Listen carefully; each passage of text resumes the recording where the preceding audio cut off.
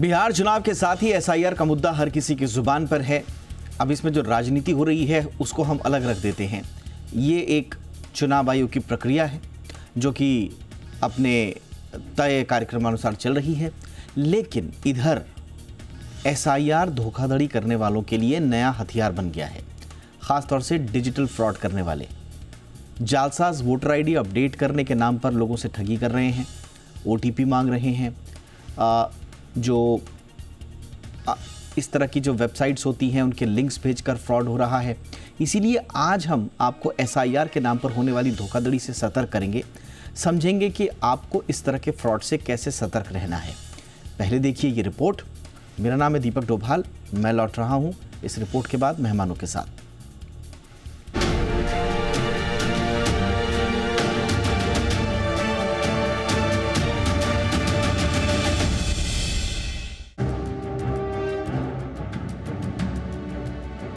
देश भर में एसआईआर यानी स्पेशल इंटेंसिव रिवीजन प्रक्रिया जारी है। इलेक्शन कमीशन के कर्मचारी लोगों के घर पहुंच रहे हैं। इस कैंपेन का मकसद वोटर लिस्ट को अपडेट करना है। बिहार चुनाव के पहले से ही एसआईआर का मुद्दा पूरे देश में गूंज रहा है। अब यही एसआईआर जालसाजों के टॉप लिस्ट में शामिल हो गया है। एसआईआर के नाम पर अब जालसाज फर्जी कॉल और एपीके फाइलें लोगों को भेज रहे हैं और वोटर आईडी अपडेट करने के नाम पर ओटीपी मांग रहे हैं। ओटीपी देते ही बैंक अकाउंट खाली हो रहा है। अब चलिए आपको सिलसिलेवार से बताते हैं कि जालसाज लोगों को कैसे अपना निशाना बनाते हैं। धोखाधड़ी करने वाले पहले आपको फोन करते हैं और कहते हैं कि आपका एसआईआर फॉर्म लंबित है और आपके मोबाइल पर फर्जी एसआईआर एपीके फाइल भेजते हैं, यानी एंड्रॉइड पैकेज किट। इस फर्जी मोबाइल फाइल को इंस्टॉल करवाते हैं। जैसे ही ये फाइल आपके फोन में जाती है, खेल शुरू हो जाता है। इस फाइल को डाउनलोड करते ही मालवेयर सॉफ्टवेयर इंस्टॉल हो जाता है और उसका पूरा एक्सेस जालसाजों के हाथ में होता है। जालसाज आपके फोन में मौजूद बैंकिंग एप्स की जानकारी चुरा लेते हैं। यही नहीं, जालसाज आपके मोबाइल गैलरी, फोटो, कॉन्टैक्ट्स तक पहुंच बना लेते हैं। इतना ही नहीं, आपके यूपीआई ऐप का ऑटो लॉगिन कैप्चर कर लेते हैं और फिर एक ही क्लिक में आपके खाते से पैसे निकाल सकते हैं। एसआईआर के नाम पर ठगी का दूसरा जरिया क्या है, इसे भी जान लीजिए। फर्जी सरकारी नाम से कॉल आता है। कहा जाता है कि आपके एसआईआर फॉर्म के लिए ओटीपी आया है। भरोसा दिलाने के लिए आपका पूरा नाम, पता और यहाँ तक कि जन्म तिथि तक बता देते हैं। जैसे ही आप ओटीपी बताते हैं, आपके मोबाइल में बैकडोर एंट्री मिल जाती है और फिर कुछ ही मिनटों में बैंक अकाउंट खाली हो सकता है। अब सवाल उठता है कि ऐसे जालसाजों से आपको कैसे बचना है, तो इसे भी जान लीजिए। किसी भी एसआईआर सरकारी फॉर्म से जुड़े कॉल को तुरंत सत्यापित करें। ओटीपी किसी के साथ शेयर न करें। किसी भी अनजान एपीके लिंक या फाइल को डाउनलोड ना करें। सरकारी कामकाज से जुड़े मामलों में सीधे बीएलओ या संबंधित अधिकारी से संपर्क करें। एसआईआर के नाम बढ़ते फ्रॉड को देखते हुए इलेक्शन कमीशन ने भी लोगों को अलर्ट किया है। इलेक्शन कमीशन का साफ कहना है कि चुनाव आयोग या राज्य के सीईओ ऑफिस की ओर से किसी भी काम के लिए ओटीपी नहीं मांगा जाएगा। इस फ्रॉड को देखते हुए चुनाव आयोग ने व्हाट्सएप नंबर, ईमेल और फोन नंबर जारी किए हैं। व्हाट्सएप नंबर 9830078250 पर आप मैसेज भेज सकते हैं। वहीं 1950 पर फोन करके अपनी शिकायत दर्ज करा सकते हैं। एसआईआर के नाम पर बढ़ते फ्रॉड को देखते हुए पुलिस ने भी लोगों को सतर्क रहने की बात कही है। पुलिस के मुताबिक सरकारी नाम वाले कॉल या दस्तावेज देखकर भ्रमित न हो, क्योंकि ठग इसी तरीके से सहारा लेकर लोगों को अपना शिकार बनाते हैं। ऐसे में अगर कोई संदिग्ध कॉल आए, ओटीपी मांगे, तो तुरंत इसकी शिकायत साइबर हेल्पलाइन या नजदीकी थाने में करें, क्योंकि इन फ्रॉड से बचने के लिए सतर्क रहना ही एकमात्र उपाय है। ब्यूरो रिपोर्ट, जी मीडिया।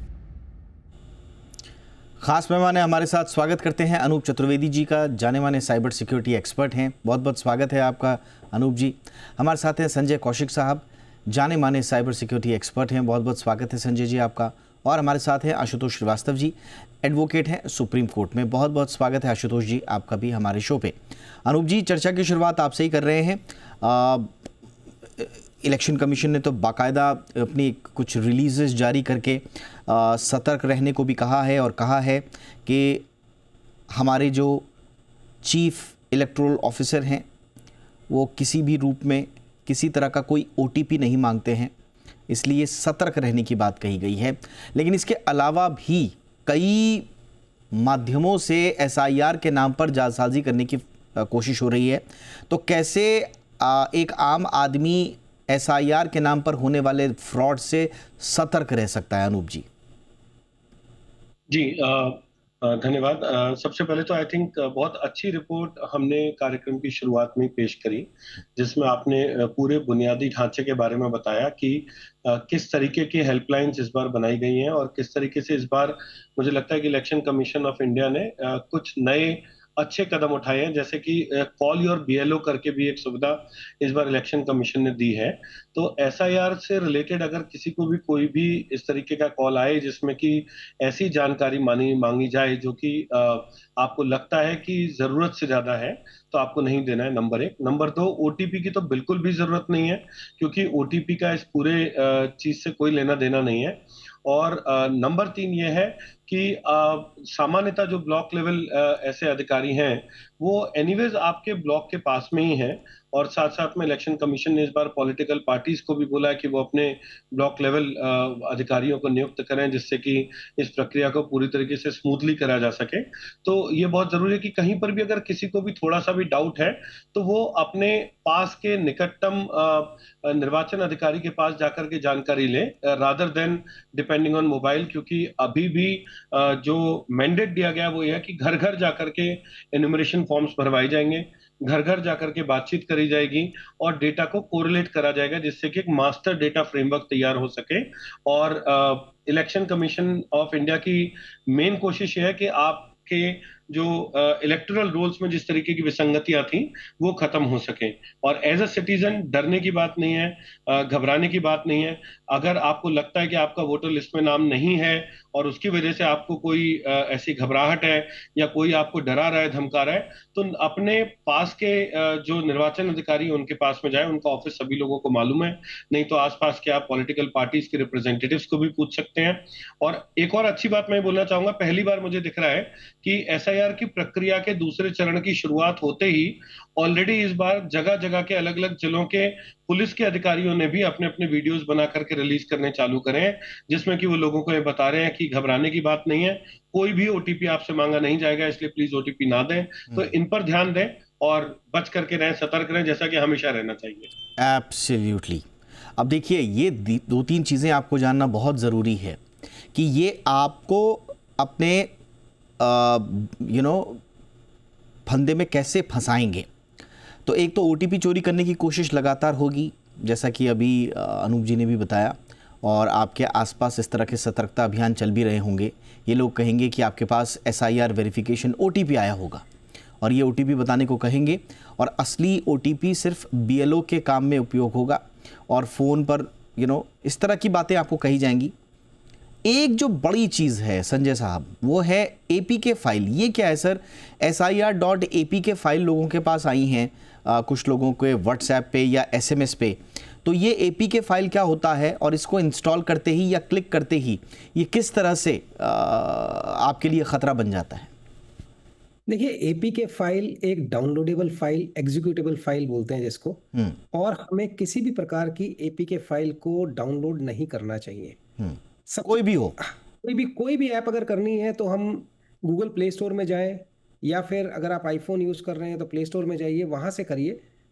रादर देन आप गूगल पे गए, वहाँ से आपको कोई फाइल मिली या किसी ने आपको SMS भेजा और बोला कि ये आप APK फाइल डाउनलोड कर लो, तो बिल्कुल मत करो। जैसे ही आपने APK फाइल कोई भी डाउनलोड करी तो ये समझ लीजिए कि आपका पूरा का पूरा फ़ोन हैक हो गया, आपके पूरे फ़ोन का डाटा दूसरे आदमी के पास चला जाएगा।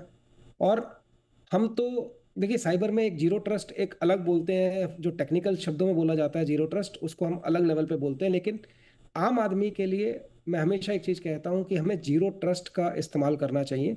जीरो ट्रस्ट का मतलब है हम किसी भी चीज़ के ऊपर ट्रस्ट ना करें। हमें किसी भी अनजान लिंक के ऊपर क्लिक नहीं करना, हमें किसी भी ऐसे आदमी के ऊपर क्लिक नहीं करना जो बोले कि यार मैंने आपको ये लिंक भेजा, आप इस पर क्लिक करिए और ये कीजिए। नहीं।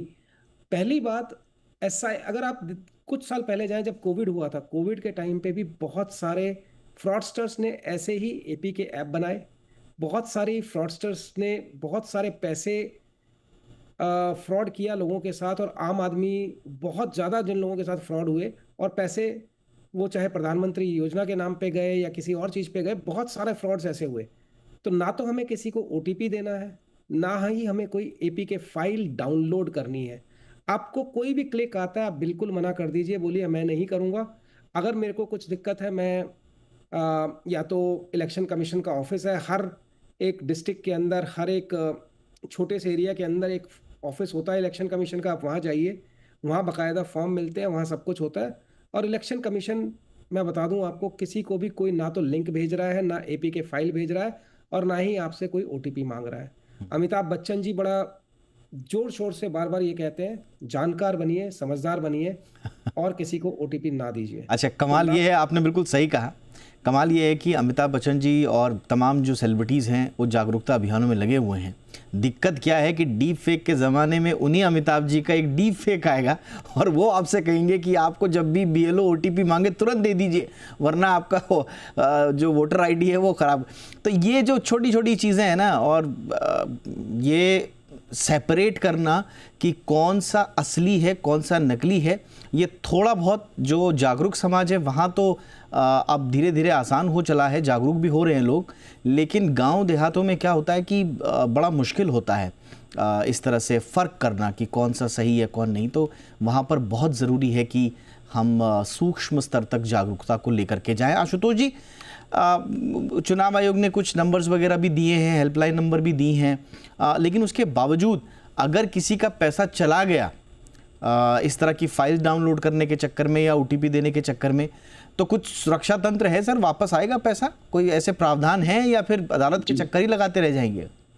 नहीं जी, मैं बताता हूँ। देखिए, सबसे पहले तो दीपक जी, कि आप और आपके चैनल ने जो अवेयरनेस रखा है काफ़ी समय से, जितने भी डिजिटल जो क्राइम्स हो रहे हैं उसको आपने काफ़ी लोगों को अच्छे से समझाया है थ्रू आउट। तो मैं आपको बहुत धन्यवाद दूंगा उसके लिए। बहुत बहुत क्योंकि धन्यवाद। देखिए, जो सबसे इम्पोर्टेंट जो फैक्टर है वो अवेयरनेस है। अगर लोगों को सारी बातों की जानकारी हो और वो समझें तो बहुत सारे क्राइम्स को कम किया जा सकता है, इसमें कोई शक नहीं है। अब आपने जैसे कहा कि किसी ने, मान लीजिए, ये एसआईआर की वजह से जो भेजा जा रहा है ओटीपी के लिए, और काफी एसआईआर ये नाम डाल करके जिस तरह से भेजा जा रहा है, काफी को रिलेट करते हुए, ताकि लोग कंफ्यूज हों और उसको डाउनलोड करें अपने नाम को लगाने के लिए।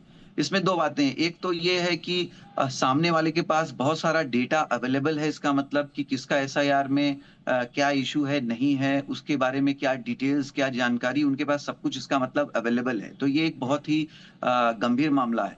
और दूसरी बात ये है कि अगर ऐसा हो जाता है तो जो विक्टिम है उसको तुरंत जा करके जो है, एक तो 1930 में कॉल करें, इन्फॉर्म करें इमीडिएटली साइबर क्राइम के मामले में। दूसरा, वेबसाइट है, उसमें भी जाकर के वो तुरंत कंप्लेंट लॉन्च कर सकते हैं।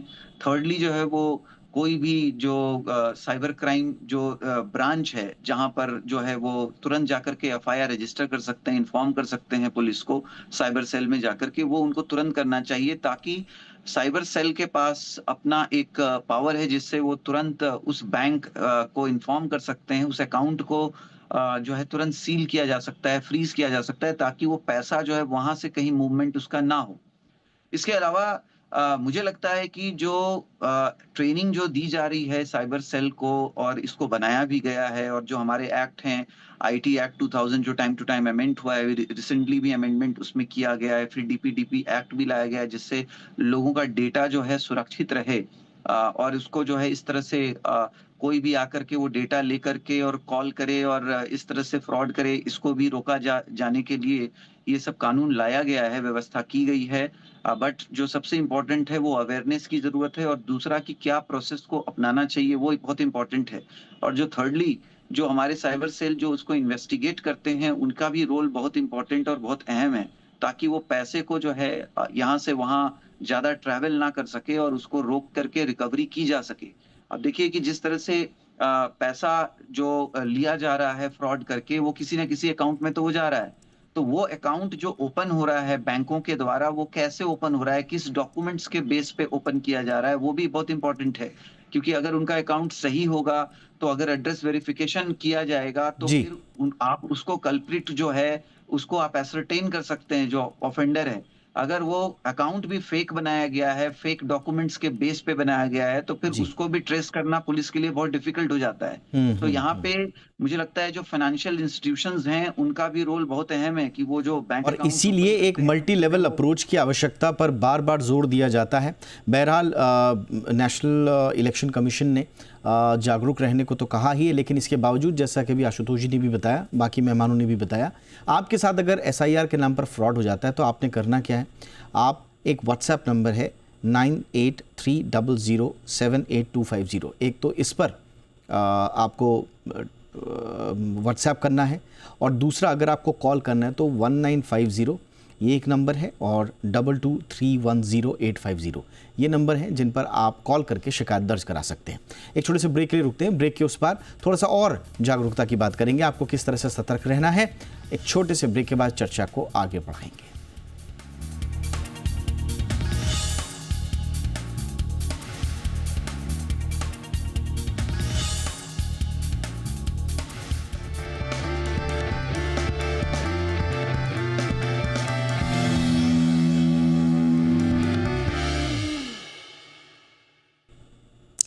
ब्रेक के बाद आपका स्वागत है।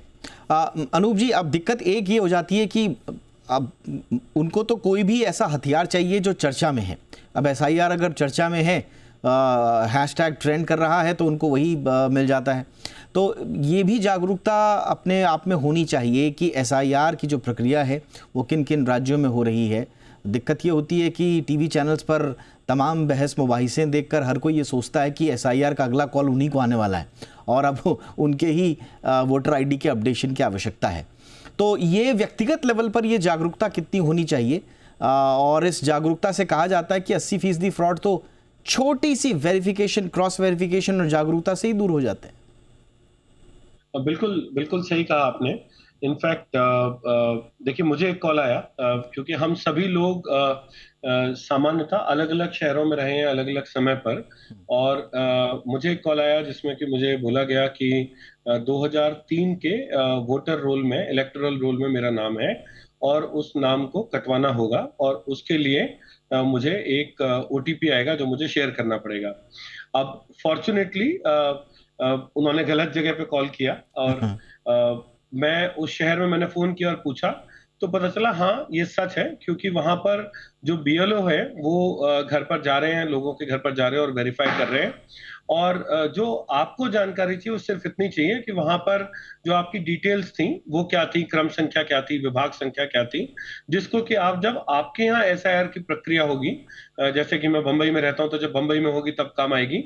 और 2003 में जब ये प्रक्रिया पहले हुई थी तब मैं उस समय उत्तर प्रदेश में रहता था, तो वहां पर उस प्रक्रिया को लिया जा रहा है। अब हैकर्स कहां पर इस पूरी प्रक्रिया का फायदा उठा रहे हैं, उन्हें पता है कि आप अलग अलग जगहों पर रह करके आए हैं फॉर वॉट एवर रीजंस, और उसके कारण से वो उसको एक्सप्लॉइट कर रहे हैं और बोल रहे हैं कि आपका वोटर आईडी कार्ड कैंसिल हो जाएगा या आपका वोट कैंसिल हो जाएगा और आप इस प्रक्रिया में भाग नहीं ले पाएंगे, या फिर अगर आप और ज्यादा डर सकते हैं तो जैसा जो मैं हमेशा बोलता हूँ कि लोभ, लालच और भय, उनसे मैं बचना चाहिए।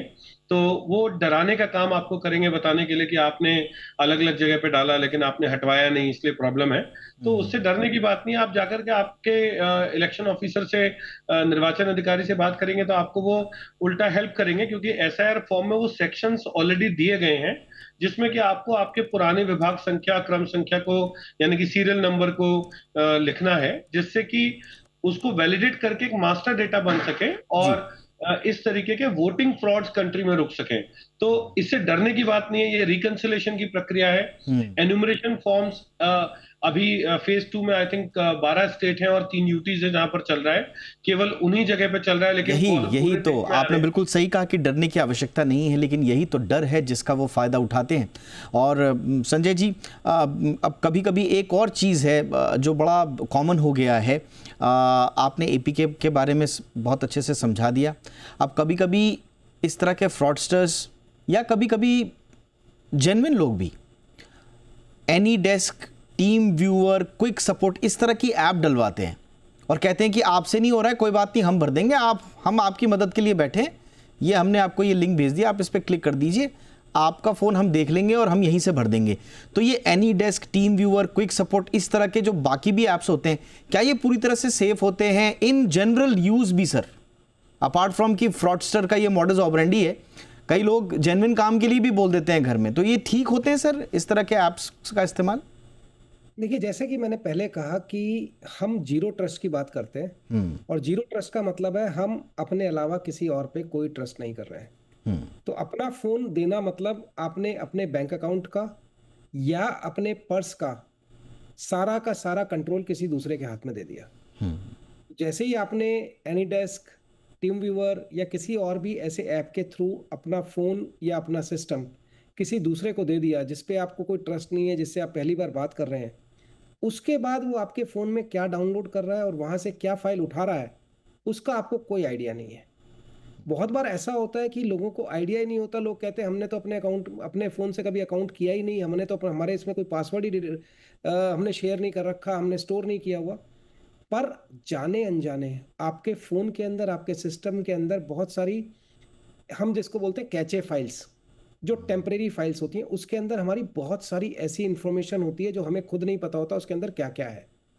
और वो इंफॉर्मेशन ये लोग जो जालसाज हैं, जो फ्रॉडस्टर हैं, और कई बार मैं ये बहुत मतलब इसका बहुत आश्चर्यचकित होता हूँ। और पीछे भी हमने एक और काफ़ी बड़ा एक ऑपरेशन हुआ था जिसमें म्यांमार के बॉर्डर पे बहुत सारे लोगों का एक फ्रॉड्स का एक पूरा गांव था जहाँ पे लोगों को ट्रेन किया जाता था और जहाँ से लोगों का एक कॉल सेंटर टाइप चल रहा था। तो मैं कई बार आश्चर्यचकित होता हूँ कि कितने लोग हैं इस पूरे जालसाजी के अंदर और कितने बड़ा सिंडिकेट। अभी वो नहीं रह गया है कि ये गांव के कुछ लोग हैं, कि जामतारा टाइप के लोग हैं जो गांव से फ्रॉड कर रहे हैं, वो नहीं रह गया। अभी बहुत बड़ा एक सिंडिकेट बन गया है। तो आपको सिर्फ और सिर्फ जीरो ट्रस्ट पे चलना है, आपको किसी पे विश्वास नहीं करना है, कोई एपीके फाइल नहीं आपको डाउनलोड करनी है, कोई ओटीपी नहीं देना है, किसी को अपने फ़ोन का कंट्रोल या अपने सिस्टम का कंट्रोल, चाहे वो एनीडेस्क हो, टीम व्यूअर हो या किसी और चीज़ के थ्रू, बिल्कुल भी नहीं देना है। जीरो ट्रस्ट का मतलब जीरो ट्रस्ट है। बिल्कुल। तो ये बिल्कुल आप गांठ बांध करके रख लीजिए कि किसी पर एक तो ट्रस्ट नहीं करना है, दूसरा चुनाव आयोग हो या बैंक्स हो या कोई भी सरकारी संस्था हो, कभी भी आपसे ओटीपी वगैरह नहीं मांगेगी इस तरह के केसेस में। जाते जाते आशुतोष जी, ये हमारा पुराना चर्चा का विषय रहा है, लेकिन अगेन ये सरकारी संस्थाओं का जो अथॉरिटी फियर है सर, कोई दिक्कत हुई तो फंस जाएंगे साहब। ये सरकारी काम की जो जटिलताओं का डर है, वोटर लिस्ट में गड़बड़ी, वोटर आईडी इनएक्टिव है, वेरिफिकेशन इनकम्प्लीट है, इसके लिए तो सर हमारी सरकार को भी कुछ करना पड़ेगा कि ट्रस्ट रिस्टोर हो और दिमाग में कभी डर ना बैठे ऐसी सरकारी संस्थाओं का। उस लेवल पे क्या करना होगा? जी, मैं इस पे यही बोलूंगा कि जो गवर्नमेंट डिपार्टमेंट्स हैं, जैसे हमने अभी एसआईआर का ये जो फ्रॉड जो लोगों के साथ जो किया जा रहा है झूठ बोल करके, इसके अलावा जो अगर हम देखेंगे तो डिजिटल अरेस्ट और ऐसे कितने इंसिडेंसेस हुए हैं जिसमें आपने प्रोग्राम्स भी करा है टाइम टू टाइम। मुझे लगता है कि जितने भी जो डिपार्टमेंट्स हैं अलग अलग, उनको कहीं ना कहीं लोगों का कॉन्फिडेंस गेन करने की जरूरत है। और जिस तरह से आपने जैसे अवेयरनेस किया है, उसी तरह से डिपार्टमेंट्स को भी वो जैसे जो डिसीजंस वो लेते हैं टाइम टू टाइम, उसके लिए भी वो सफिशिएंटली जो है वेल इन एडवांस जो है लोगों को अवेयरनेस करें कि वो कोई भी काम जो कंडक्ट करने वाले हैं वो किस तरह से करने वाले हैं, क्या प्रोसीजर है, किन किन बातों की सावधानियां लेनी है लोगों को। अगर ये सारी बातें लोगों को बहुत ही क्लियर हो वेल इन एडवांस, तो मुझे लगता है काफी हद तक लोगों में डर, घबराहट, परेशानी। आशुतोष जी, आपने, मुझे लगता है कि पूरे शो का सार आशुतोष जी ने बता दिया कि वेल इन एडवांस अगर इन प्रक्रियाओं के बारे में आज आप उठा के देख लीजिए। एसआईआर हर कोई बोलेगा, लेकिन क्या है एसआईआर? पॉलिटिकल पार्टीज ने हाईजैक करके इसको एक ऐसा विषय बना दिया कि लोग कंफ्यूज हो गए। अब आधे लोग इस तरफ हैं, आधे लोग उस तरफ। लेकिन एसआईआर है क्या? बीएलओ क्या करता है? बड़ा बुनियादी सवाल है। बीएलओ क्या करता है, कौन है, इलेक्शन कमीशन कैसे काम करता है, ये अगर जानकारी लोगों को हो तो फिर फ्रॉड का होने का मतलब ही नहीं। आशुतोष जी ने बिल्कुल सही कहा कि जानकारी होना बड़ा ज़रूरी है, ताकि ऐसे लोगों की बैसाखी ही छीन लीजिए इन फ्रॉडस्टर्स की, क्योंकि इसी के सहारे ये लोग आपसे फ्रॉड करते हैं। तो बहुत सारी बातें आज आप तीनों से बातचीत करके निकली, बहुत बहुत धन्यवाद। उम्मीद करते हैं कि हमारे दर्शकों के काम आएंगी। अनूप चतुर्वेदी जी, बहुत बहुत शुक्रिया। संजय कौशिक साहब, thank you so much. Ashutosh Srivastava ji, बहुत बहुत धन्यवाद आपके समय के लिए। तो जानकारी रखिए, सतर्क रहिए, अपना ख्याल रखिए। नमस्कार।